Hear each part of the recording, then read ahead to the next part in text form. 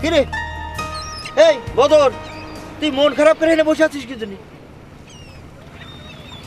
মনটা খারাপ হয়নি তো কি ভাই? কি হয়েছে? ওই যে চিয়াননের বাড়ি দাওয়াত খেতে যাবো, তাতে কি হয়েছে? আলতাফের দোকানে গেলাম একটা গায়ে মাখা বাসনা সাবান কিনতে। আচ্ছা, দোকানটা বন্ধ। নতুন শার্ট বানাইছি, হ্যাঁ। বাসনা সাবান ছাড়া শার্ট গায়ে দেবো কেমন? ওরে সাবান কোনো সমস্যা হলো না, এটা নেই। তোমার সাবান আমি মাখবো? ওরে গাধা রে, আমি কি মন্ত্রী মিনিস্টার নাকি যে আমার সাবান তুই গায়ে মাখলে আমার অসুবিধা হবে? হবি না তো, নে নে মাখ। ওরে আল্লাহ, এত সুন্দর ডিজাইন! ওরে গাধা রে, এটা বাংলাদেশি সাবান না, এটা তো মালয়েশিয়া থেকে সরাসরি প্লেন থেকে আছে, বুঝছিস? প্লেনে?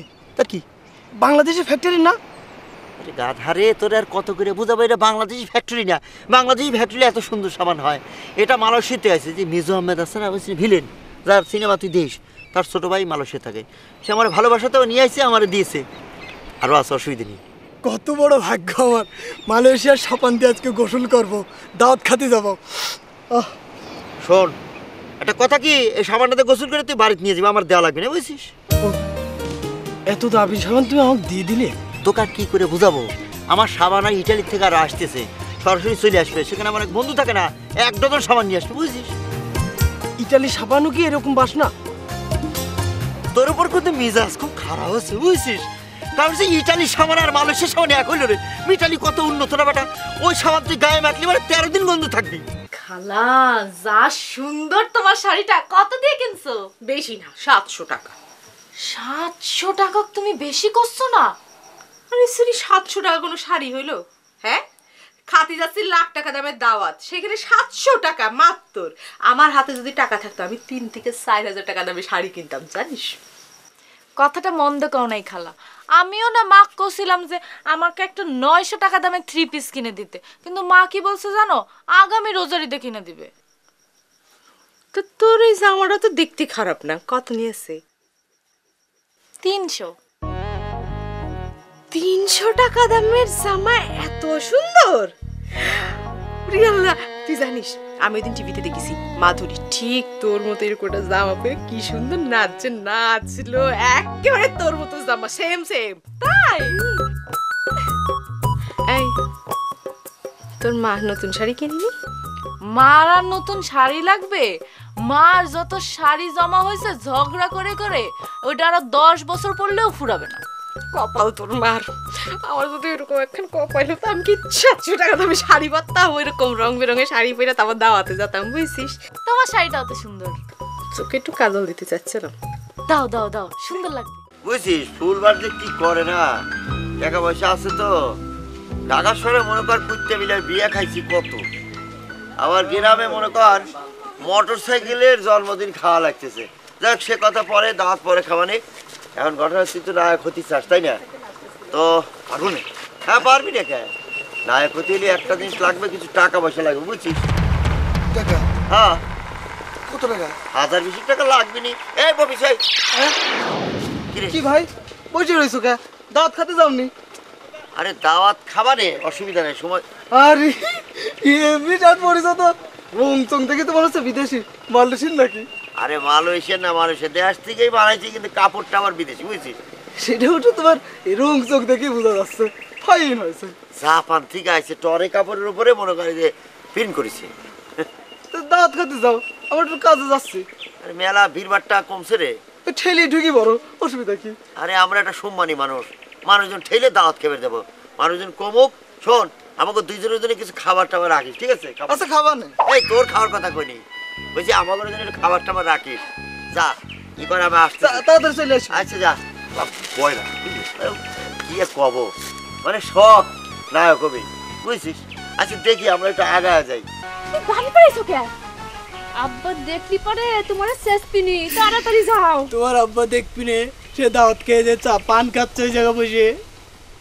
কে তুমি রেডি হও নি? কে তুমি যাবা না? হ্যাঁ যাবো। না, তোমার সুর শুনে তো আমার খুব খারাপ লাগছে। তোমার কিছু হয়েছে নাকি? দেখি পা দেখি। চলো, আমি তোমার গাড়িতে করে রেখে আসি। তুই আসা লাগবি না নে, আমি একাই যেতে পারবো না। যাতে পারবা ঠিক আছে, কিন্তু তোমার এই তো ফক ফকা পা ধুলো মলে নষ্ট হয়ে যাবে। আমি গাড়িতে করে নিয়ে যাচ্ছি, তোমার কষ্ট হবে না? তোমার আমার কষ্ট হলি তোমার কি? সেটাই যদি বুঝতে। আচ্ছা লুৎফা, কত আমার কিরম ঠেকতেছে? একেবারে বাংলা ছবির ভিলেনের মতো। তোমার ভিলেন করতে পারলে লুৎফা? তুমি আসলে আমাকে চিনলে না। তোমাকে চেনার দরকার কি? হাতটা শুকে দেখো, একদম বিদেশি সাবানের গন্ধ। জামাল ভাই ঢাকা শহরতে নিয়ে আসে তো, একদম কি সেন্ট দিয়েছো, খুব ভালো। তোমার এইসব কথা পরে শুনবো না। যাও যাও করছি, যাও এখন। তুমি গেলে ঝংকারির সাথে আর আসলে কার সাথে? আমার সাথে। ঝংকারি টের বালি কলম একেবারে খবর আছে, আমার একেবারে মুখে কথার খই ফুটা শুরু হয়ে যাবে। ফুটুক, আমারও মুখ আছে, আমিও করতে পারি। হ্যাঁ, তুমি কত করতে পারো তা আমার জানা আছে, একেবারে কত মুরগি ধরা চাওয়াল জানে উনি। দেখুন এইবার দেখা দেবো না। হ্যাঁ কিরে থাকবো থাক। আব্বা, এই আয়োজনটা যে করেছেন আমি অনেক খুশি হয়েছি আব্বা। আমি চিন্তা করতে পারিনি এরকম একটা আয়োজন আপনারা করবেন। গ্রামের মানুষ তো সবাই টাং লাগিয়ে গেছে আব্বা। চেয়ারম্যানের সাওয়ালের অনুষ্ঠান বলে কথা, ছোটখাটো অনুষ্ঠান হইলে মান সম্মান থাকে ক। তোমাদের মতো বাবা মা কয়জনের ভাগ্যে জোটে। ও বাপ, তুই খুশি হয়েছিস তো? কি যে করছো না মা, তোমরা যেরকম কাজ করলে খুশি না হয়ে পারি নাকি? সারা জীবন আমরা তোরে খুশি দেখতে চাইবা। হ, ঠিকই কইছ, তোর খুশি তো আমাদের খুশি রে। আব্বা, মা আমার জন্য কিন্তু তোমরা দোয়া করো। সন্তানের জন্য বাপ মায়ের দোয়া সব সময়ই চলতে থাকে। সেটা ঠিক, সেটা ঠিক। যাই কাপড় চোপড় একটু চেঞ্জ করে নে, সারাদিন পরে এটা পরে যা, যা। এই এই কমলার সাথে আসতে তোমার বুক কাঁপেনি? আমার কথা একটু মনে হয়নি? হ্যাঁ, কমলার সাথে আসবে ভালো কথা, তার মানে কই আসো? আমি কি বাঘ না ভাল্লুক যে তোমারে খেয়ে ফেলতাম? এই যাবার সময় তো খুব হাসতে হাসতে আমার সাথে গেলে, আসার সময় আমার পছন্দ হইলো না, না? চুপ করো, আর ঘুম ধরেছে, আমি ঘুম পাচ্তেছি। ঘুম পাতেছি? তোমারে ঘুম পাতাচ্ছি। ওঠো, যাও ওই বারান্দায় গিয়ে বসে থাকো, যাও। সারা রাত তোমার কেমন করে ঘুম আসে তা আমি দেখে নিচ্ছি। ঘটনা হয়েছে কি, নিয়ম নীতি তো মেলা আছে, কোনটা রাখিছে কোনটা কব। না মানে তোর যেগুন জানা আছে সেগুনই ক। আমি সাবিনা কয়ে দিলাম, মায়ের আমার আগের থেকে কিছু কিছু মাইনাস ছিল, পরে তাহলে আর ঝামেলা হবে না, বুঝিস নে? শোনো, নায়িকা হতেরই প্রথম যেটা দরকার সেটা হচ্ছে বডি ফাংশন। বডি বডি মানে বডি ফাংশন মানে ধরো যে দেহ আর কি, মানে শরীরটা। শোনা, ওদিক দিয়ে তুমি আমার সাবিনা ফেল মারাতে পারবা না, একবারে 100 পাস মার্ক দিবা। আর একটা জিনিস হলো যে নায়িকাকে রূপচর্চা করতে হবে। মনে করো যে শশা, লেবুর রস, পালং শাক, কাঁচা হলুদ, নানান রকম দিয়ে রূপচর্চা করতে হবে। ও জামাল, আমি ওই কাঁচা হলুদ তারপর তো লেবুর রসটা সেগুলোর কথা শুনেছি, কিন্তু পালং শাক যে মুখের জন্য উপকারী তা তো কোনোদিন শুনিনি। ওরে ভাবি, তুমি জানো না এই পালং শাকের রস রূপচর্চার জন্য অত্যন্ত উপকারী। আর একটা জিনিস, নায়িকা হতে হলে কিন্তু নাচ জানতে হবে, আর কিরাত জানতে হবে। আমার সাবিনা নাচ পারে না, তবে ওই আরবি কিরাত তোর মোটামুটি সবই জানা আছে। ওরে কোরআন শরীফের আরবি কিরাত না, এটা তো মারামারি ফাইটিং, বুঝছো? সাবিনা চুলুচুলি করতে পারে একটু একটু, কিন্তু এই তোমার ফাইটিং তো পারে না রে শোনা। না জানো, আমি আছি না, অসুবিধা নাই। অপু বিশ্বাস আছে না, অপু বিশ্বাস তো মনে করে যে আমার হাতে তৈরি, আমি নিজ হাতে তৈরি করেছি, এটা তো কলি বিশ্বাস করবে না।